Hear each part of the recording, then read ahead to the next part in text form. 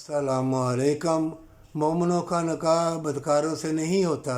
अगर तौबा कर ले, किसी मज़हब का भी हो, तो अल्लाह जिसका निकाह करा दे, जब अल्लाह से अहद को इकरार कर लो तो कभी ना बदलना, मर जाना। अगर बदलोगे तो तुम दुनिया के तलबगार हो।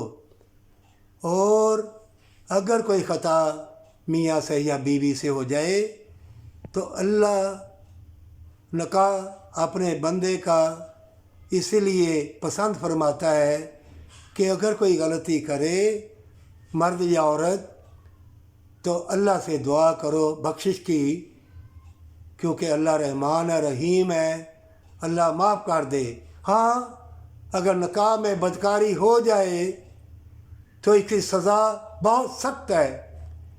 लेकिन अगर तुम्हारा निकाह वली से है, अल्लाह के नेक बंदे बुज़ुर्ग से है, और उसको मालूम है, वो जानता है, अल्लाह ने तभी बुज़ुर्ग से, वली से, अल्लाह के नेक बंदे से निकाह करवाया। वो जानते हैं, वो कहते हैं, ए अल्लाह के नेक बंदे, तू बदकारी नहीं कर रहा था, तू नहीं था। या लड़की हो, औरत हो, तो अल्लाह के वली जानते हैं कि ए नेक परवर अल्लाह के वली से निकाह करने वाली तो नहीं थी, अल्लाह ने मुझे बतला दिया है, कोई और थी। जैसे तुम्हारे मुंह से अल्फाज जारी हों तो शैतान तुमको कुछ और सुनाई दे देगा।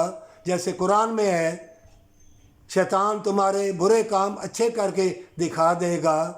इसी तरह इल्म समंदर है, और जो अल्लाह से कौलो इकरार करके अपने ही अल्फाजों को पाँव थले रोते हैं, अल्लाह उसे खूब बदला लेगा।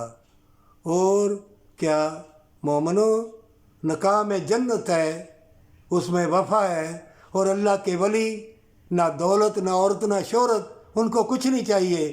हज़ारों लाखों नंगी आ जाएं, उनको कोई परवाह नहीं।